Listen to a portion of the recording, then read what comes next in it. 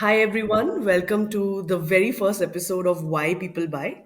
This podcast is where we are going to explore the psychology, strategy, consumer behavior behind purchasing decisions. Each episode, we'll dive deep into what truly drives us to open our wallets and the hidden influences to smart marketing techniques, strategies behind why people really buy. I'm really, really glad today to have Pratik in the very first episode. Pratik is an assistant professor of strategy at IIM Bangalore. He leads the Inclusive Hi. Markets Lab at IMB. Welcome, Pratik. It's so Hi. glad to have you with Hi. us. He focuses on understanding how free and inclusive markets evolve, right, Pratik, and exploring the role of institutions like caste and guilds in the economy. And of course, Pratik is also a very dear friend.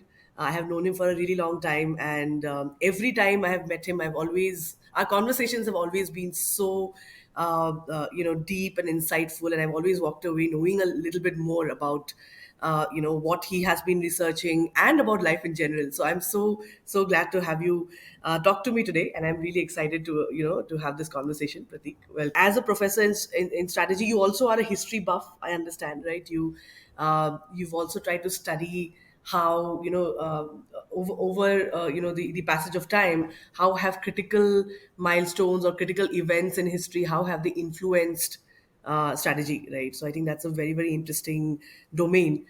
So I would love to delve deep into that first with maybe talking about why do people consume the content that they do today, right? And maybe we can go back a little bit in time to the printing press, right? Which was probably the Hmm. first time in the history of mankind that an innovation of this sort happened, right? Where essentially it was considered to be the biggest thing that could have happened to give voice to people. But was it exactly that, or are we looking at history with more rose-tinted glasses? Tell us a little bit more about Sort of. what did I, it do, to civilization. yeah. So yeah, so I love history and I love history of printing press and in general media. So I think first of all, it's important that we kind of go back in time and think about how we consumed information, like say 1,000 years from now. And what you would basically have is that you were living in this very highly networked kind of society where people were living in family units, extended family units. They had friends, kins, they had religious figures, they must have had local, zamindars and all that, and a feudal structure. And the information that you received was largely through these networks.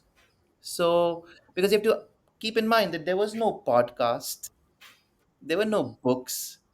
There were books, but I mean, one number tells me that a book would cost you about 70,000 rupees or the price of a laptop. So that's the price of a book. So some books like,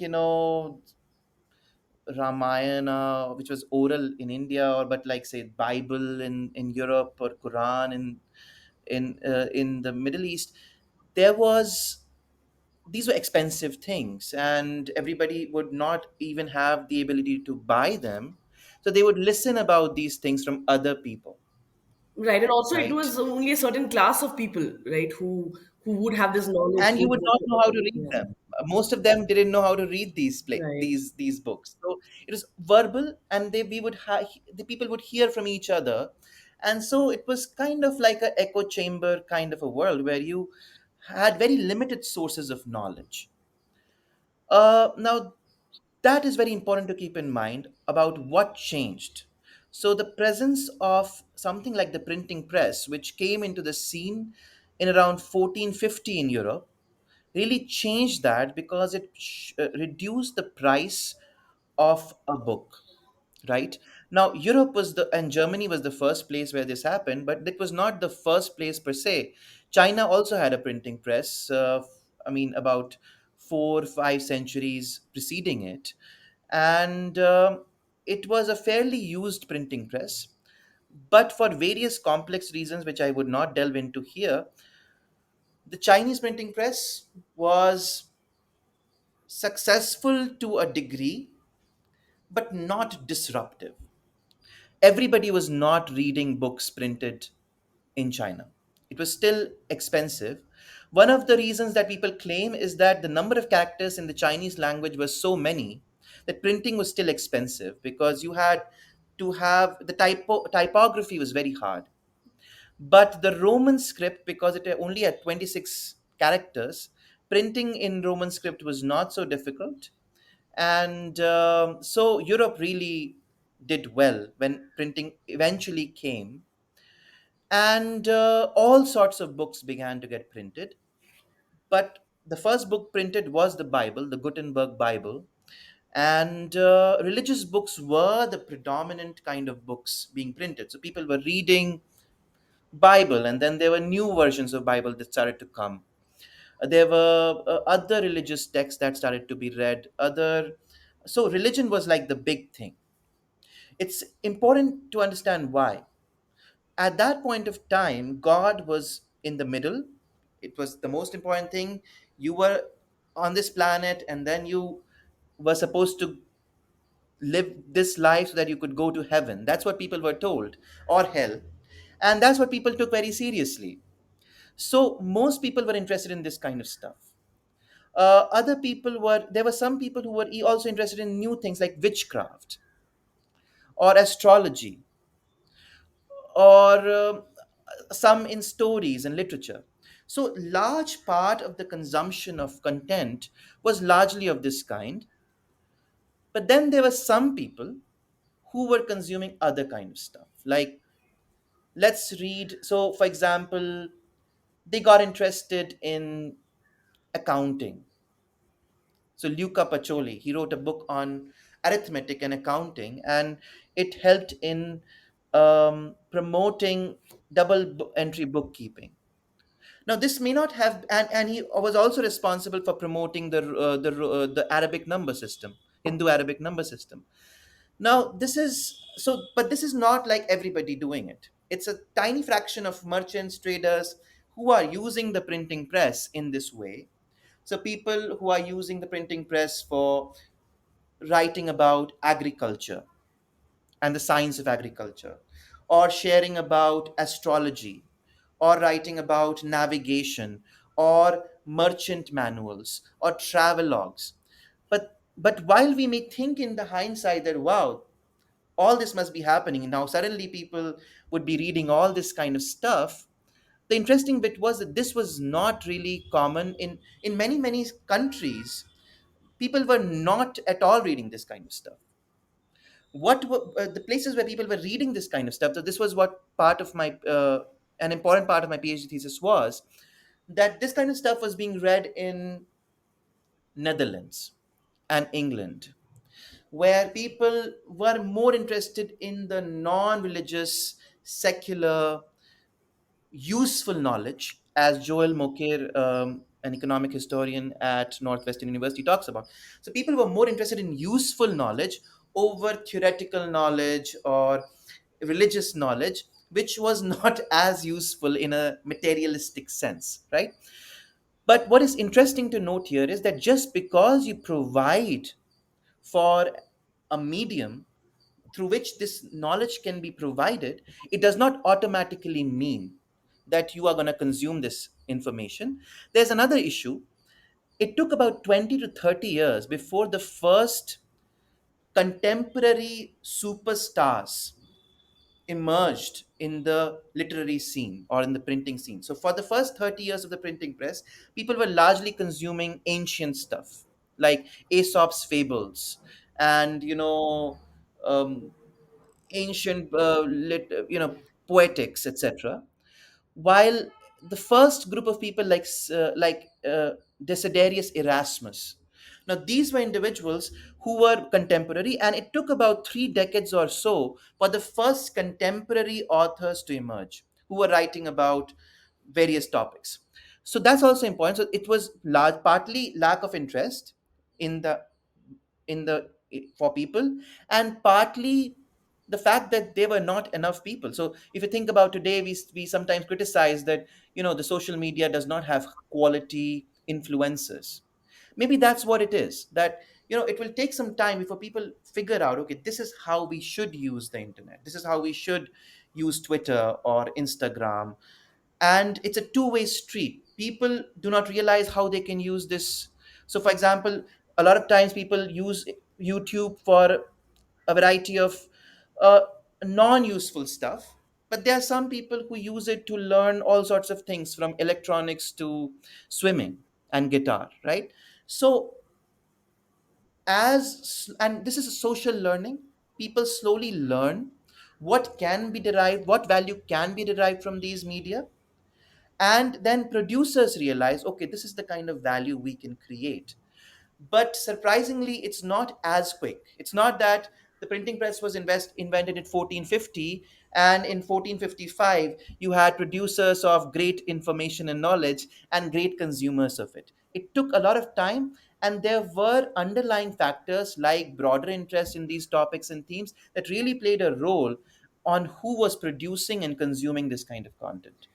Understood. And was there, a time when capitalism found the printing press, or was it that, it was the advent of multimedia where, for example, advertising, right? And I've been recently I been, would say that the printing press created capitalism.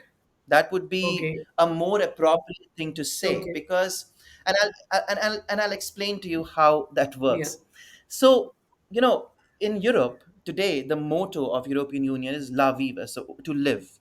right. Okay, now that is a this is coming from the idea of humanities, that humanity is at the center Mm-hmm. of life rather than God. So rather than giving your life to some invisible goal, why don't you live life here? Why don't you live it well? Why don't you pursue wealth? Why don't you pursue profit? So, an important strand of the printing press literature, which became salient, especially in these kinds of places like the Netherlands, was about um, everyday life.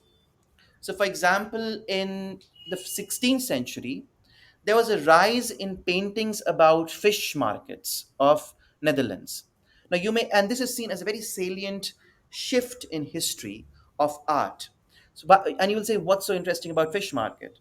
What is interesting about the fish market is that while until about 15th century, much of paintings that were happening, or because paintings are really expensive things, paintings were about God, or about Jesus, or about some other religious figure, or else about kings and queens, etc., nobility, etc.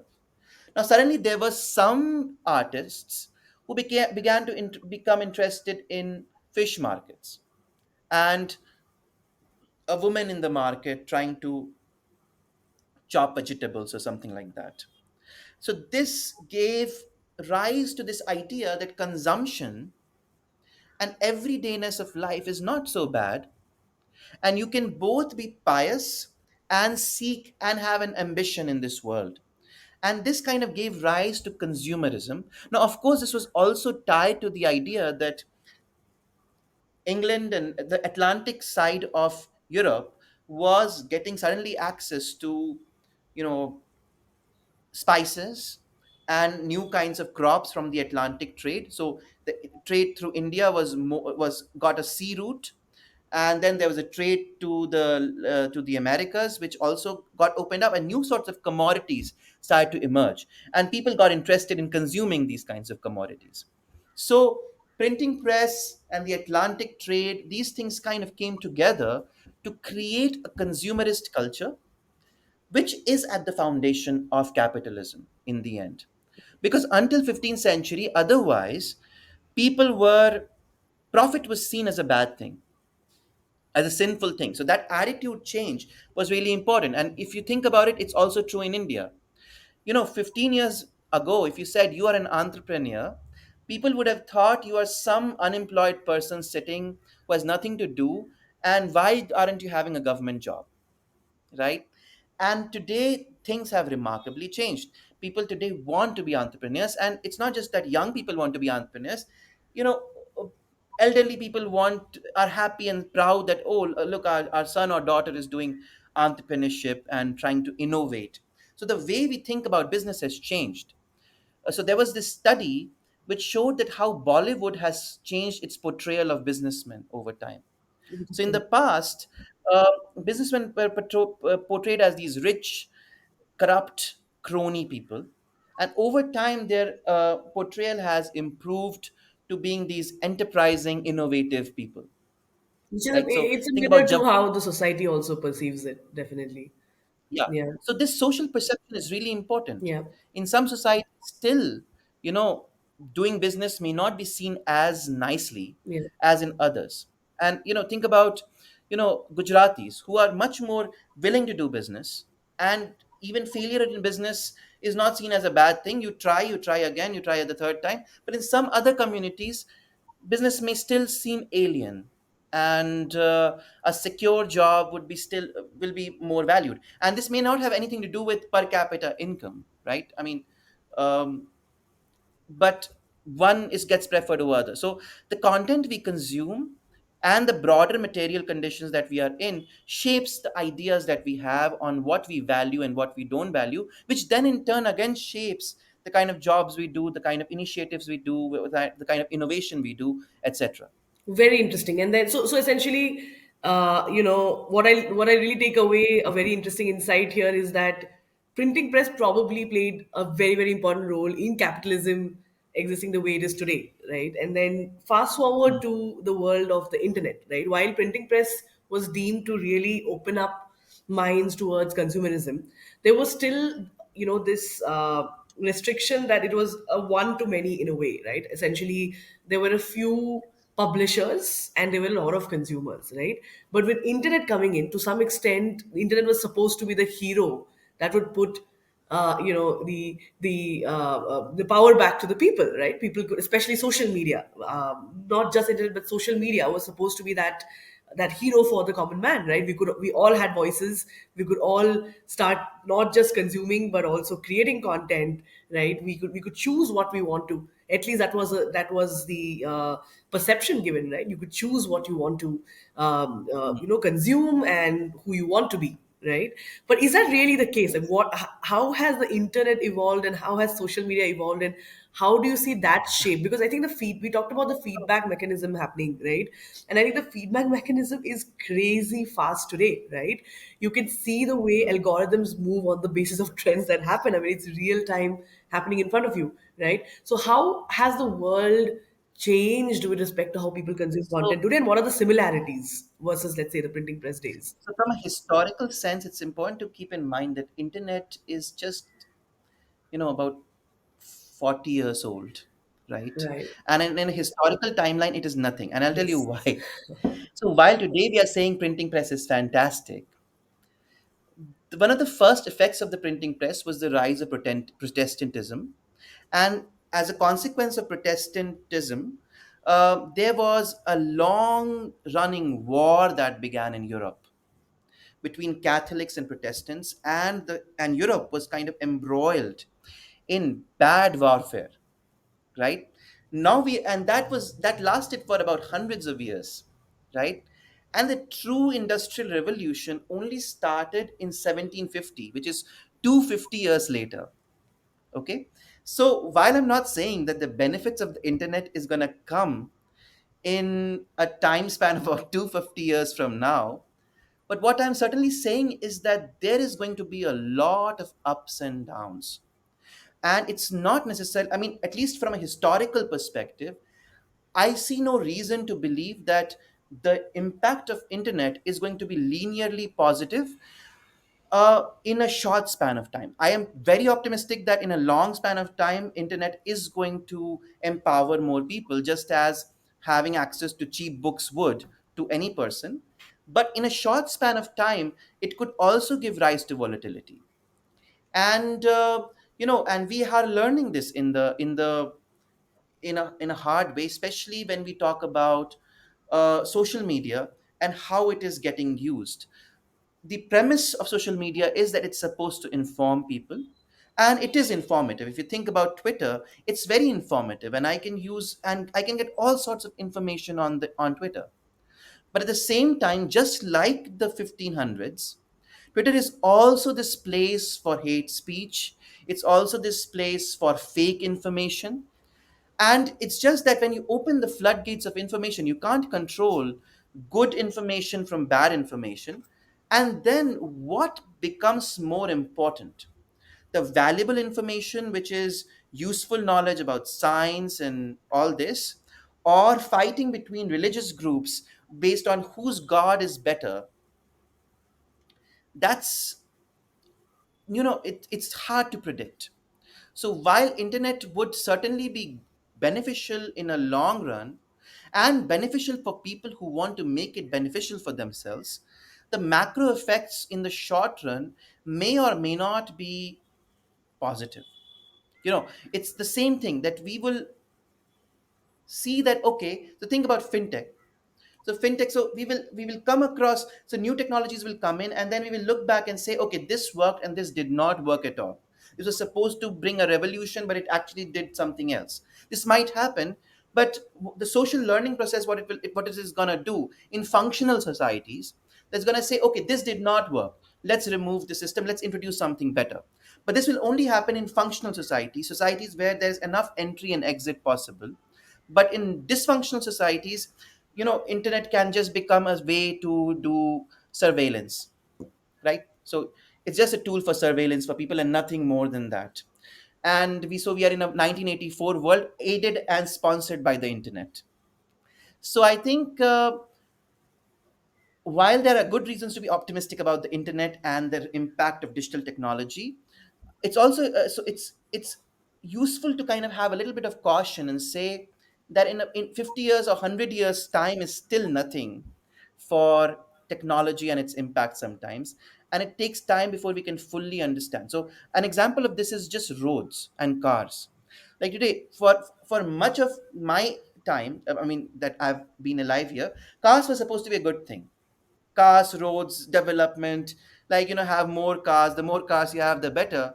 But now suddenly people are saying, after 100 years of since the introduction of cars, hey, wait a minute, like maybe cars were not that great, and maybe trains and trams were better, and we should remove cars from our streets and make them, um, walkable cities. And so this is a remarkable idea. I mean, just when we were in school, we were not thinking about cars being bad things. We were thinking car means the number of cars per thousand people is a good thing.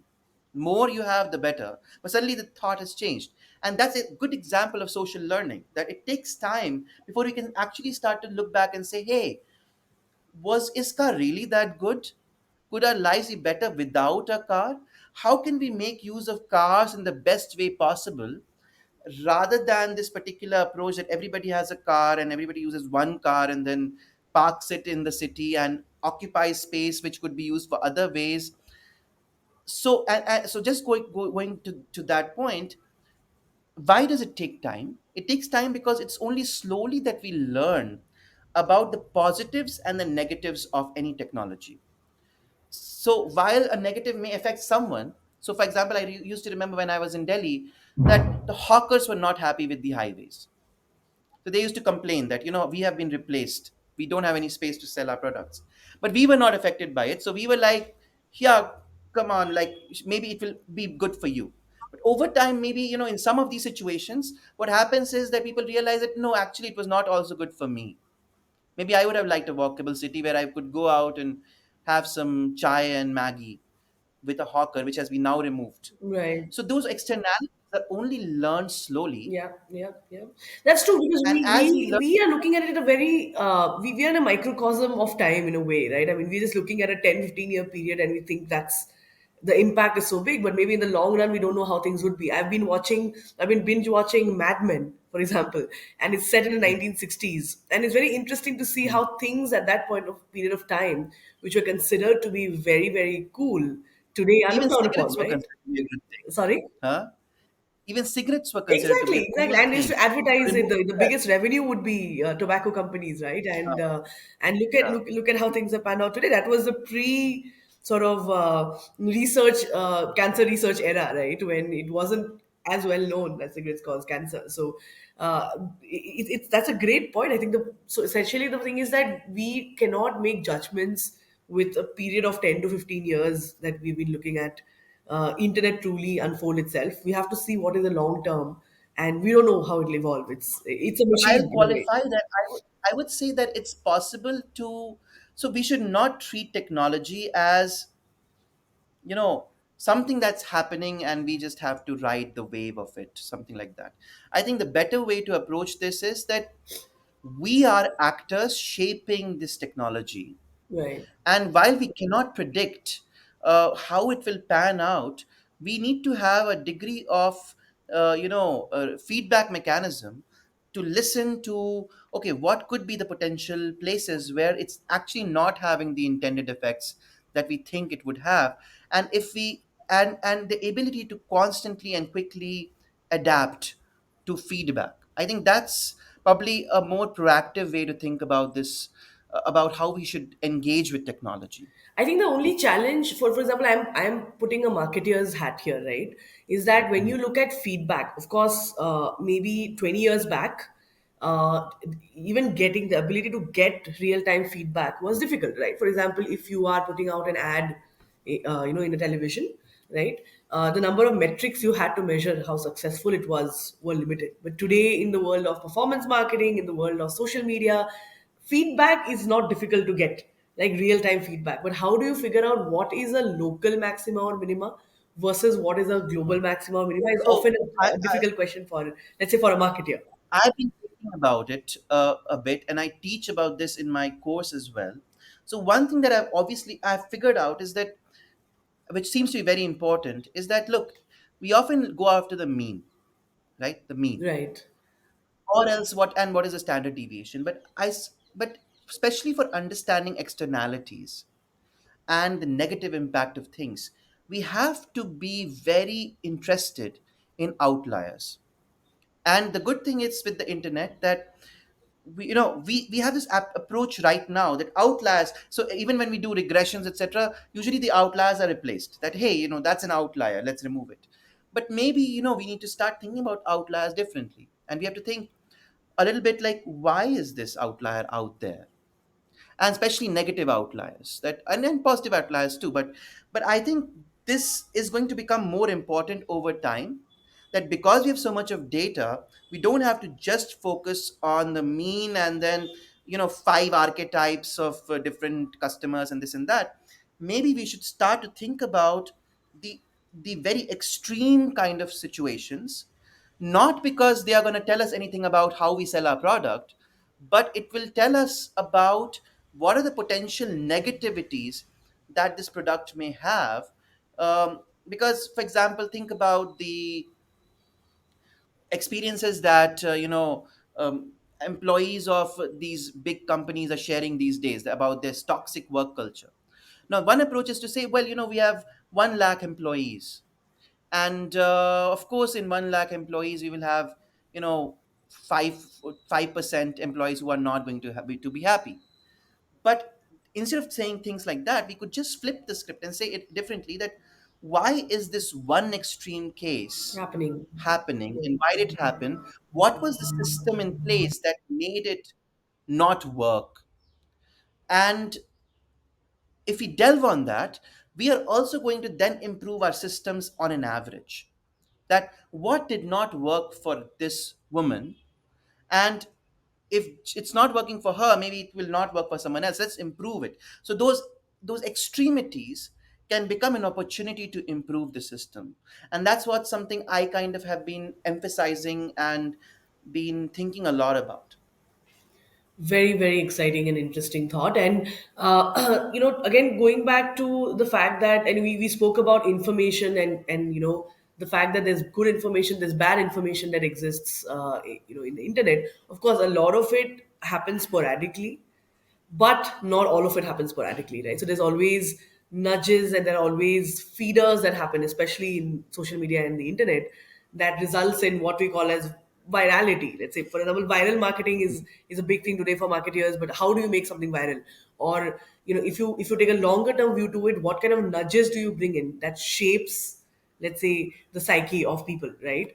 So wanted to get your point of view, not from a consumer So behavior standpoint, but from a strategy standpoint, right? Um How do companies So systematically or systemically use nudges, let's say, to mold behavior, mold consumer so behavior? that's still a marketing question, but I'll speak to you from a throughout history. Right, Outrage sells. right, It's a thing.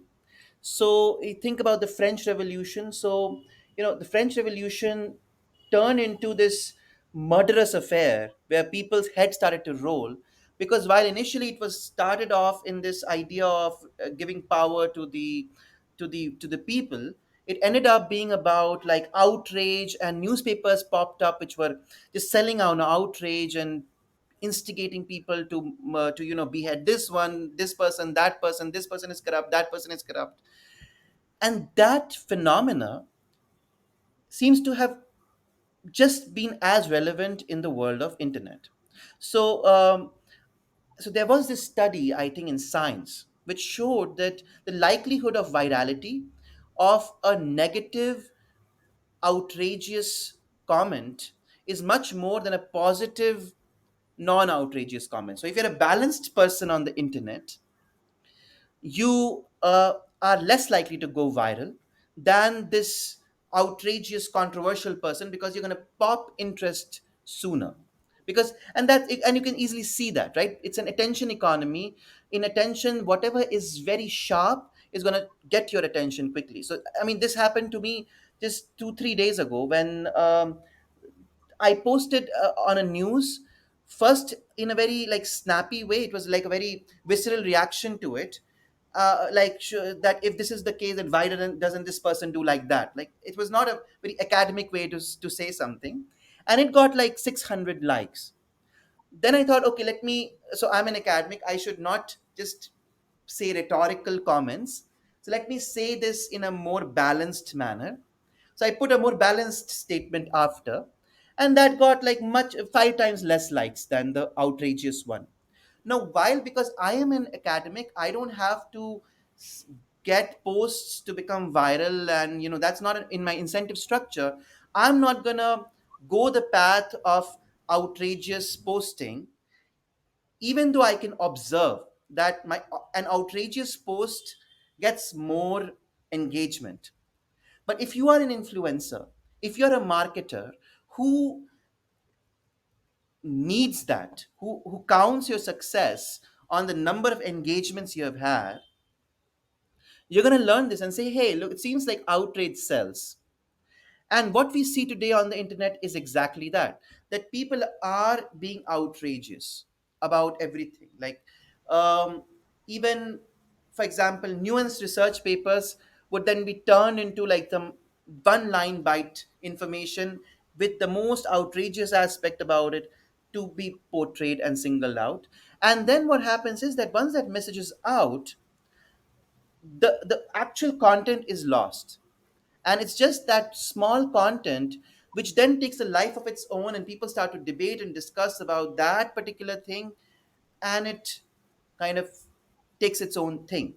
So this is structurally the nature of conversations, that gossipy, juicy, visceral things which instigate your emotions are going to be just more viral. And basically, Plato has talked about demagogues in like 2500 years ago, that demagogues use this in their speeches, that they instigate you with hyperbolic comments. Now, these hyperbolic comments may not be true at all, but they touch your nerve somewhere, and you're more likely to repeat that vis-a-vis somebody who's like very balanced and who says everything on point and all that. That person is much less likely to be on the internet. So, this is not unique to the internet per se. This is not unique to business marketing per It's very se. fundamental You have to human work. psychology in some way, right? So The you have to most, work the through. speeches we You have to work remember through. the most, right, are the ones that are stirring. They are instigating. We don't remember the speeches which talk about how good, the So economy that's has a done. challenge. Yeah, So that's a challenge for good right. marketers, and I think. But it's true that there are good ads too. I mean, ads, there can be positive ads. We can remember positive ads, but I think that creating a positive ad which is remembered, which gains virality, is an art, which is of, and to produce a good positive ad or marketing takes more time and energy than producing an equivalent negative ad, which is viral and visceral. So outrage sells, so inspiration sells too, hope sells too, but you have to be a good marketer to get it right. And how do you see? So when we talk about, of course, the fundamental fact that certain kind of, let's say, emotions or content gets more reaction than the other one, right? But how do circumstances play a role here? For example, if we talk about COVID-19 pandemic, right? The world went through a whole different, time which they'd never seen before, especially with, the global economy. I mean, of course, pandemics have happened before, but not at this scale of knowledge, at this scale of sort of dissemination of what's happening around the world, right? So, what changed? Let's say, what the circumstances of COVID-19 pandemic? How did that, provide a feedback into how people, Hmm. let's say, consume content, or how people interact with each other, or even how people buy, for that matter? So, I would have thought that something like the pandemic would really bring the conversation around healthcare, etc., in the center. And as a social scientist, all my bets were in that direction. That people will talk about healthcare and doctors and all this will become much more important. And suddenly I realized that that's not how it's working. I mean, people are not, even in the middle of the pandemic, people were gripped to Sushant Singh's Rajput's scandal, Yeah. right? And Ria Chakraborty and all that. And it reminded me that, human psychology is more complex than what I could easily anticipate. That, so for example, this is also true in history. When plague happened in the 14th century, people got really interested in astrologers, and they started to become more pious. But at the same time, some became critical of the church as well. But it took a printing press to actually become scientific in their approach.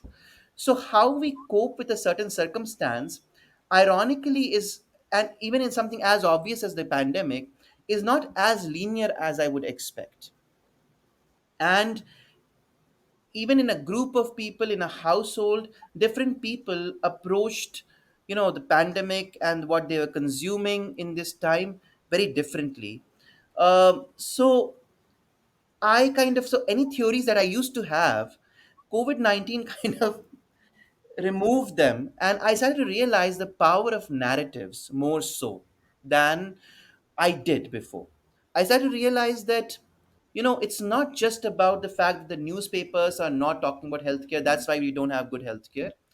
It's also about the kind of narratives that we need to have, the kind of things that we need to create positive narratives about healthcare. We need to make people really interested in healthcare and education. If that's important, we have to find out ways how people find that gripping and interesting. And so circumstances, so just to go back, I'm not saying that circumstances don't make an effect. Of course they do, they change. I mean, if when you are in a lockdown kind of situation, your patterns of consumption change, your concerns change. But while we can say that something will change, what would be the micro aspects of that change is not as obvious. And if I come back to that idea that sometimes to just figure out what is going to happen and not happen when you see a change, sometimes speaking to the non mean extreme people may not be a bad idea.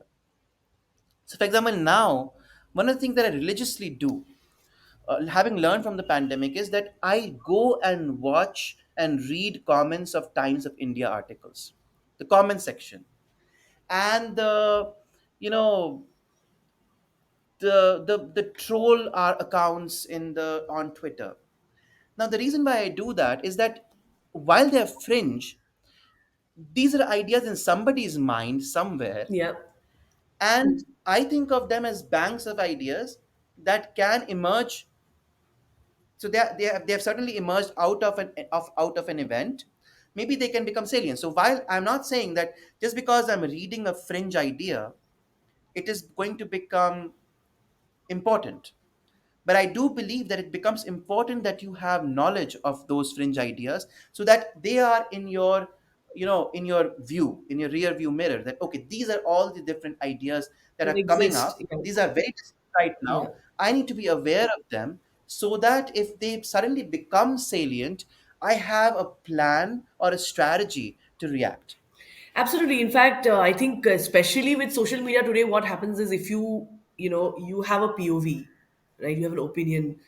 You'll end up only finding content that matches with your opinion, right? That's how the algorithms are structured today. So as a result of which, I mean, the Trump elections, the last elections was testimony to that, right? A big chunk of people thought that you know the opinion that they saw on internet was the opinion that existed in the minds of people, but it was not true because there was a whole different opinion that existed which was just not, you were not privy to. I sometimes do that just to mess around with the algorithm. Let's say if I watch a certain kind of content which talks about X, I will look at the X complement version also, just because I want to keep getting that neutral point of view. Otherwise you're always going to keep going into a rabbit hole of information, right? And that's what happens to most people. I mean, you start with any form of content, you'll get into a rabbit hole of that content, right? And you'll just realize that that's all that you're getting, and you're not really truly, from a consumer standpoint, you're not really expanding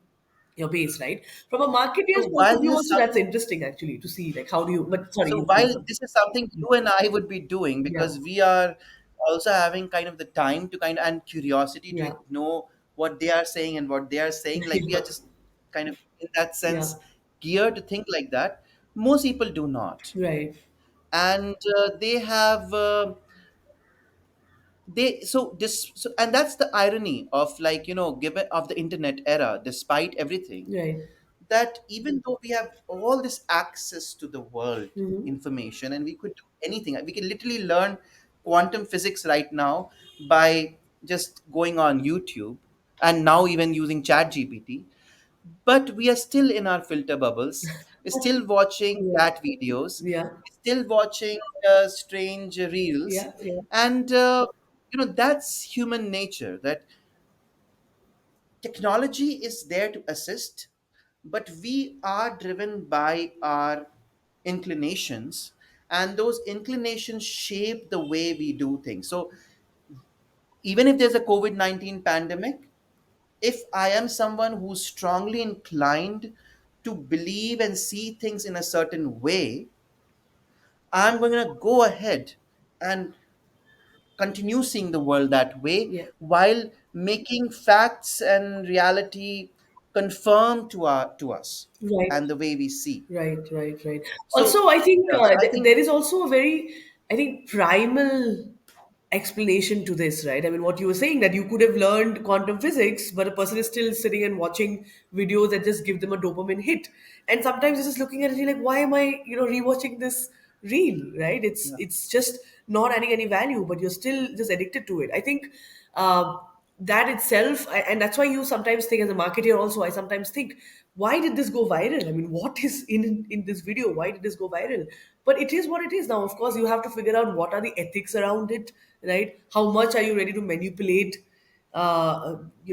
consumer or consumer behavior or psychology? But it's a very primal thought. I mean, if you think about it, I'm sure you would have, at least in the last 2 days, watched something which is just a dopamine hit, and you realize that why am I watching this? But you're still watching it, right? I mean, it happens to everybody. Yeah, So with yeah, this era of infinite scrolling, like, yeah, we are all constantly being hit with dopamine, right, and right, right. Yes. yeah. Absolutely, and Pratik, as a professor of strategy, right? And I think both of us being IITians, we've gone through the engineering grind, and then you basically did a PhD, and then you're now a professor in strategy, which is something I think is very fundamental to any let's say any business, that whether it's 0 to 1, 1 to 10, 10 to 100, right? It's really important to really nail strategy, right? Which is why for an MBA student, strategy is core, right?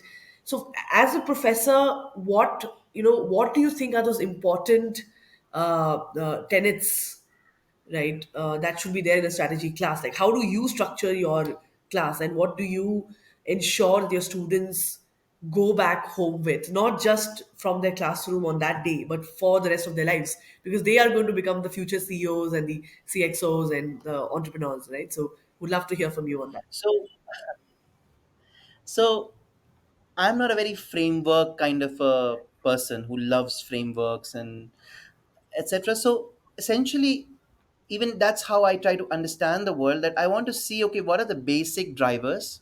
The strategy is about a simple question: why do some firms make more money than others? I mean, that's what strategy is.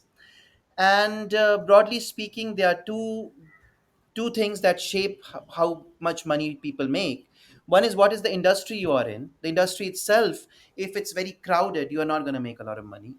If it's not crowded and you've created a niche for yourself, it's going to make money. It's ironic, if a industry is very very attractive to anybody, there would be so many people in that industry that you will not make money. So so so first is the industry in its nature.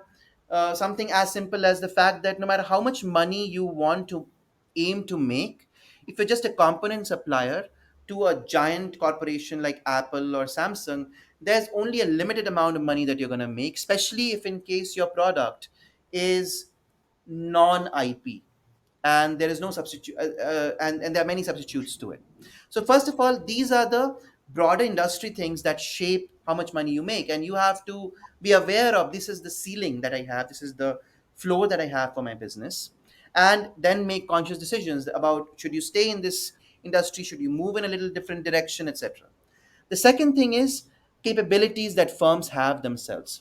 What is it in your firm which makes you capable of delivering products at higher quality or lower costs, or both? I need to ask, and it I feel boils down to that question: what exactly is it, and is it really something that others cannot copy? If so, first of all, I think strategy is about these two questions: what is the industry you are in, who is making, also, so when a customer pays 100 rupees for a product, and there are various members of the value chain who are going to get parts of that money, how much can you get? That's the value chain part or the industry part. And then, are you the one who's going to get it because of your unique capabilities and resources, etc., or is it some other company which is going to sweep in? Now let's say, and additionally, let's say that if you do manage to make some money today, and then the market knows, okay, this is how they are making this money, can you make it possible that others are not imitating your product? And I think every successful business ultimately does get these two things right. But beyond these two things, I especially also emphasize, so this is core strategy, this is what strategy 101 is. But I teach this elective called strategic stewardship, which kind of focuses a little bit more on the social impact aspect. That is, when you're doing a business, there can be good strategies and there can be bad strategies. So bad strategy is about, making life worse for the customer. So in my view, one example of it is that, so now Twitter has kind of finally stabilized. But at some point, Twitter came up with this idea that unless you don't pay, you'll be only able to see 100 tweets or something like that. Now, basically, to make money, this is a very bad strategy, because what you're basically saying is that to make money, so the experience that we used to give to you was very good, but now to make money, we will worsen the customer experience. Now, this is a bad strategy, not in the sense that maybe this will make money. Bad strategies can make money for you. A bad strategy could be that, so one bad strategy in the US banks is that they charge you money if in case you draw money from other banks From other ATMs, ATMs. yeah. So they levy these heavy transactional costs. Now, this may be a sustainable strategy for that industry, but certainly not good for the customer. So these kinds, so if your entire business is driven about, okay, let me figure out one more way to stop my competition from entering this space, to stop the customer from switching to that customer, to that industry, if that's all what you're thinking about, how do you create barriers for your customer or for your competitors? That's bad strategy. Or else, if in case you're doing strategy which is saying that, hey, I don't care about the negative consequences of my product right now because I'm a manager here for 2 years, and then I'm going to leave. Who the hell cares what are the negative externalities? Now those are bad strategies. Good strategy, ironically, is only one and only one strategy, which is innovation. When you're pursuing strategy, it has, and you want it to be done in the good way, it has to be either product innovation, which actually improves the experience of the customer. So, for example, a good example of a good strategy now of Twitter is that it is now allowing for job searches. So it's providing this hiring service to Twitter users that you can post about hiring, and they will connect you to the right set of people. So that's a value addition. Now that's a good strategy. That, okay, we have this product. How do we improve the experience of the customer? So that's one. The second one is process innovation. So that was product innovation. Process innovation is that how do I deliver the same service at at a cheaper price? And ultimately, all good strategy boils down to either pursuing process innovation or product innovation. Now, this seems very obvious. Okay, so actually, it's good examples from a marketing perspective, right? Bad strategy is, how do I package this product, this biscuit, in such a way that customers mistakenly believe it's healthy? Because it's a, I guess So it's a that's short that. term. They'll buy it and they'll consume it, but then they'll realize that in the long run the packaging doesn't matter. Is that Sometimes kisan people buys products and they never they don't really care. They are buying it and they continue to buy it. So bad strategies do not necessarily have to be bad for the company necessarily. They're bad for the broader ecosystem, that you are emphasizing more the packaging. So, for example, some tobacco companies for a very long time tried to make sure that labeling of cigarette is injurious to health was not put on it. right? Now, that's a bad strategy if the money that you're spending is going in doing that. Now, I don't know what a good strategy in tobacco industry would look like, but for a food FMCG company, it's pretty straightforward that you actually try to produce food which is a little bit more healthy. You actually spend that time to make sure that, okay, children like noodles. Let's make a healthy noodle which could may have less processing. Maybe let's price it a little higher than normal. Let's say it did not work out. Let's try something else. So so while this sounds very obvious, the the market is filled with bad strategies. Think about credit card companies. Right. Make sure that you'd never know about those charges. So when you're getting you learn 1 year later that, oh, I had these charges that I didn't know of when I bought this. Now that's a very bad strategy, because but there's an entire industry that runs on that kind of a lack of transparency as their core strategy. But a good strategy is that, okay, how do I make this credit card experience little hard? But it's hard. It's hard to do that. But I feel that that's where the real value comes in the end. And whenever there is bad strategy, there's also this, this gap where innovation can happen for the disruptors, right? So that's where, for example, new credit card Absolutely. companies are now, or That's new the credit cards risk. are coming in the That's market, right? absolutely the So, risk.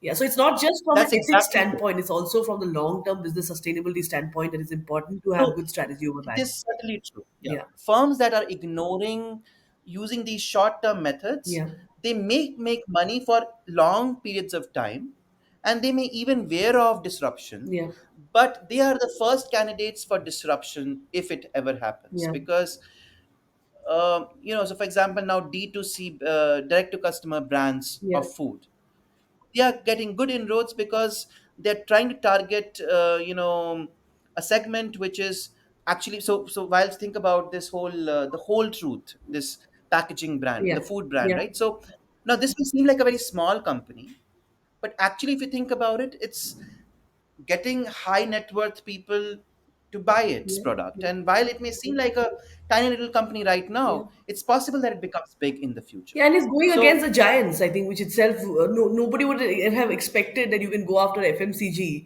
which is such a big segment today, right? FMCG food, and they're going after it. I think the point here is that you can fool some people all the time, or you can fool all the people sometime, but you can't fool all the people all the time. So bad But that's strategies one will get example. exposed, essentially. But that's one example of strategy. So actually, I mean, I just said that tobacco companies do not. I don't know what tobacco companies can do, but actually, ITC has a great example Yeah, of what tobacco companies can do. Actually, so ITC, what did it do? It had this genius idea. It realized that look, cigarette is not a very long term business to be in. right. I mean, they still make some very larger fraction of their income through cigarettes, but in the long run, they have figured out this is not a great idea. But they realize that hey, look, we have a very strong strength.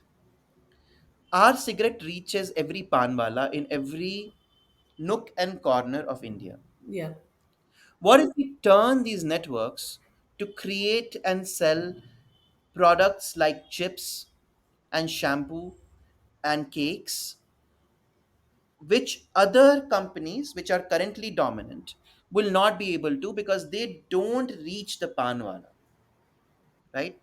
So it ironically turned, so when you think about ITC, you think about cigarette, and now you think about bingo chips. But what is actually ITC is this giant network of logistics yeah. which which is from the factory to the panwala in all parts of India. Is distribution And basically. ITC is leveraging that capacity to improve and provide cheaper FMCG. So it's doing process innovation and competing in the market. So it's an example of a good strategy where it's leveraged its strengths to create value for people at costs which were not there before. That's a very, very interesting So insight. Yeah. So essentially, you use a distribution that you have to then diversify into products which have maybe more sustain. Maybe they saw the writing on the wall as well that tobacco is not something which can be sustainable long term, and if you have to diversify, go beyond. Instead of continuing to build on that business, they diversified using the distribution. so that's a very so that's also important as a for somebody who's getting into this world, that sometimes industries businesses are not what they are, you know. ITC is not just a cigarette company, it's not just a FMCG company, it's a logistics company. Coca-Cola the same thing. Coca-Cola has and Pepsi have these giant distribution, and then they use, so because otherwise you may think that how the heck does Pepsi reach a place where government is not able to reach? Why is lay chips everywhere from the Himalayas to the ground? Precisely because they have figured out distribution in a way. I mean, these two companies are especially true because they have networks across the world. Every single country has a Pepsi or a Coca-Cola. So the actual real business that they have is distribution, not cola, right? And it's important to think about businesses in that way. It's not in terms of what products they sell, but in terms of what capabilities they have that make them successful, because then in the future they can just pivot and start doing something entirely different. So essentially, from buying point of view, essentially what we're saying is that people are not buying the cola per se. They're buying, so the access to the cola is what is important there, not just the brand itself So also one has been genius built on the thing grounds of how easily accessible it is, essentially. So one genius thing that cola companies, especially in India, did is that there is a lack of refrigeration. So they started to provide refrigerators to The the shops the and the remotest yeah, parts of India, right, and the only thing was that you are only going to keep our brands in it or right, brands allied to us, basically, right? right, And that was a genius idea yeah, because now there's a refrigerated access to people, yeah, and that can provide a lot of different things, from cola to juice to ice cream, and other ice cream would be obviously a little different, but various sorts of different things can now be provided. So access is really important, and we do that in our, I mean, every MBA class does it, school does it. I think you may have also done it. So when you are doing strategy as a course, the first class, we do this cola test, where you're asked to distinguish between Pepsi, Coca Cola, and thumbs up or something. And quite often students fail to make a difference. So then we ask it, when people, there's nothing different between Pepsi and Coca Cola, and yet people do have Preference. preferences, Yeah. and they compete on each other. Right. So that's how we start the things, that we think of Coca Cola and Pepsi as these giant marketing companies who do all these ads, but they're selling literally the same thing. Yeah. So what are they differentiating on? What are they competing on? They're competing on their distribution channels. Right. And these two companies are giant. And if you really think about it, if you think like a layperson, you are going to say, well, if in case if Coca-Cola and Pepsi taste the same, why don't I create my own cola and sell? But it does not work, because you have to have that distribution channel. Even ITC does not have it right now. Why? Because ITC does have access to the panwala, but it does not have access to refrigerators in the same way as Pepsi and Coca-Cola do. So these are the nuances of capabilities that are actually driving success to in business. Super, super exciting and interesting, Pratik. Thank you so much. It's always such a pleasure and so much to learn every time I talk to you. Yeah, it's With always great talking to you also, I think. thank you I so mean, much. Thank, we thank always you. end up talking a lot. Yeah, but Both of always us. always a lot to learn. I think, and there are many things which we know, but we don't go into the details of it. So when we discuss it, we realize the nuances, both from a strategy standpoint. I had a lot to learn from a marketing standpoint also today. So thank you so much, Pratik. Love this conversation. Thanks, Ellen. Love speaking to you like Thank you. always. So with that, Thank you. we'll end this episode. Thank you, everyone.